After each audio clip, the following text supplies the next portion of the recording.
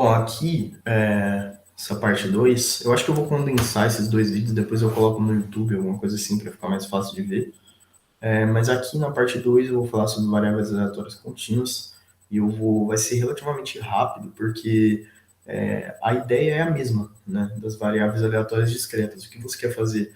Você quer mapear o comportamento de uma variável aleatória, ou seja, você quer criar uma função que vai mapear as probabilidades para o valor de algum evento, tá?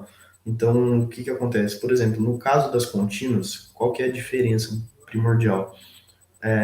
Variáveis aleatórias contínuas não são contáveis, né? Por isso que elas são chamadas de contínuas. Ou seja, você tem infinitas possibilidades de resultado de determinado evento em um intervalo qualquer. Então, por exemplo, qual é a probabilidade, sei lá, você quer mapear o comportamento, por exemplo, que nem acho que ele coloca ali no final de uma lâmpada, tipo, ou de alturas. Você tem infinitas possibilidades, né? Acho que ele colocou aqui para baixo, não sei, não estou achando aqui, mas aqui, ó,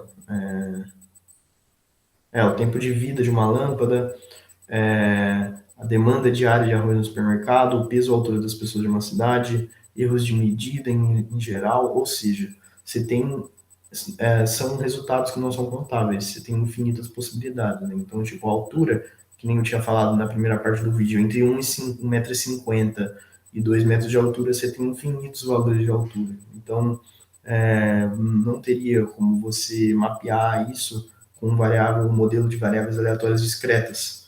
E aí, qual que é a diferença? Tudo que é contínuo e você precisa fazer área, essas coisas, você vai trabalhar com um cálculo diferencial integral. Então, tipo, aqui nas variáveis aleatórias contínuas, aqui ele fala sobre o ponteiro, né? O ponteiro do relógio. Tipo, o ponteiro do relógio, ele pode estar em infinitos lugares, tá ligado? Assim por diante. E aí, qual que é a ideia aqui? Vou pular aqui logo, por exemplo. Ele fala, como vimos na construção de histogramas, a área correspondente ao intervalo AB deve indicar a probabilidade de a variável estar entre A e B. Matematicamente, isso é expresso por meio da integral da função entre A e B, ou seja, né, tipo, qual que é a probabilidade de x estar entre A e B? Aqui, integral, não sei se devem lembrar, mas integral ela dá a área de um gráfico, né? A área sobre a curva de uma função. Então, se você integra a função f de x de A até B, o que você vai fazer? Você vai encontrar a área do gráfico de A até B.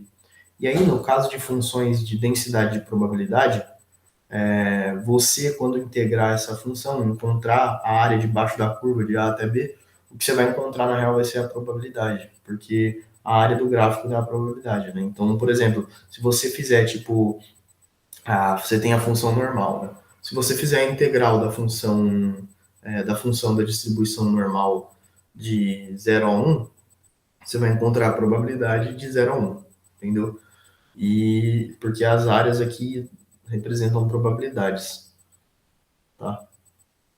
E aí, aqui ele está falando sobre modelos teóricos para variáveis aleatórias contínuas. Então, por exemplo, se f de x igual a 2x para x maior ou igual a 0 e x maior ou igual a 1, a área sobre o gráfico de f de x é unitária, enfim.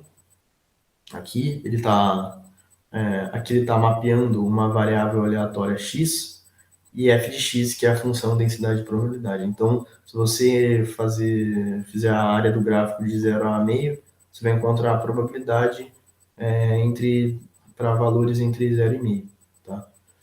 E essa é a ideia. E aí aqui ele vai destrinchar esse exemplo, né? Então, por exemplo, aqui ele está falando de outro já. Dada a função densidade de probabilidade f de x igual a x sobre 8 para x entre 0 e 4 ou 0 para outros valores de x, né? A gente calcule as probabilidades de x de x ser maior que 1, maior ou igual a 1 e menor ou igual a 2. Então, a probabilidade de x ser maior ou igual a 1 e menor ou igual a 2, você vai vir aqui, você vai ver que para x maior ou igual a 1 e menor ou igual a 2, a função é igual a x sobre 8. Então, você vai fazer a integral de f de x dx, né, que é a notação, sendo que f de x vai ser igual a x sobre 8. Então, a integral de 1 sobre 8x dx de 1 até 2. Tá? Para x maior que 2. Para x maior que 2, é a mesma coisa que você dizer x maior que 2 e menor que 4, mais a integral de f de x para x maior que 4. Só que a integral de x para x maior que 4, f de x vale zero, tá ligado? Então você desconsidera. E aí você vai simplesmente integrar a função de x maior que 2 e menor que 4, tá? Que vai ser a mesma coisa. Integral de x sobre 8 dx, variando de 2 até 4. E aí, se você quisesse colocar, seria a integral de f de x dx com x variando de 4 até infinito. Só que f de x, nesse caso, vale zero, então você desconsidera. Aqui, né, ele coloca um outro exemplo. E aí aqui ele está explicando o valor médio, né, a esperança matemática de uma variável aleatória contínua. Do que foi visto até aqui, deduz que a função não negativa, tal, que, enfim. Aí ele coloca aqui a formulinha, né, da integral, e aí aqui ele vai falar sobre o que a gente estava falando até agora, que para você encontrar a probabilidade de x estar entre A e B, você vai fazer a integral da função de A até B, e aí o valor médio, aqui ó, o valor médio, a esperança matemática de uma variável aleatória contínua, ele também é dado por uma integral. Por quê? Porque você vai pegar, você vai fazer é como se você pegasse isso aqui e multiplicasse por x, né? Então, é a mesma coisa, se parar para pensar, é a mesma coisa da esperança matemática para variáveis aleatórias discretas, só que o que acontece é que aqui você tem uma soma infinita, porque você tem infinitos valores possíveis de x. Então, você vai fazer uma integral de x f de x dx de a até b, ou seja, é uma somatória infinita, tá? Essa é a ideia. Bom, essa é a esperança matemática. Ele fala como a função é sempre não negativa, né? Tipo, ela não vai de ela não é considerada para f de x, né? Tipo, não vai ter valores negativos de probabilidade. A integral vai ser essa aqui, ó. A esperança vai ser integral de x f de x dx de menos infinito até infinito. E a esperança é a mesma coisa, né? Vocês lembram que a fórmula da esperança matemática era também um somatório? E aqui você vai colocar a integral, porque aqui é uma soma infinita. Você tem infinitos valores para os eventos, né? Por ser contínuo, não são eventos contáveis, que nem eu tinha falado da altura. Enfim, aí aqui a função, enfim. Aí ele vai falar sobre funções de distribuição. E aqui, que é legal também, ele coloca alguns modelos probabilísticos para variáveis aleatórias contínuas, né? Então, que a gente tinha falado.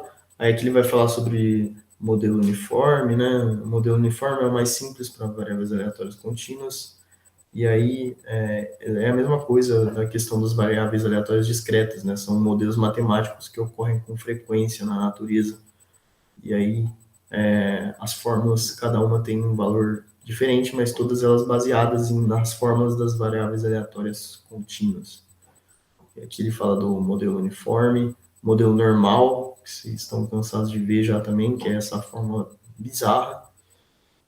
Enfim, por exemplo, aqui, no caso, né, para você encontrar vamos supor, você está aqui com a sua distribuição normal e você quer encontrar os valores de 0 a 1, né, de média até média mais um desvio padrão. O que você vai fazer? Você vai fazer a integral da função densidade de probabilidade, que é essa funçãozinha aqui, de média até média mais um.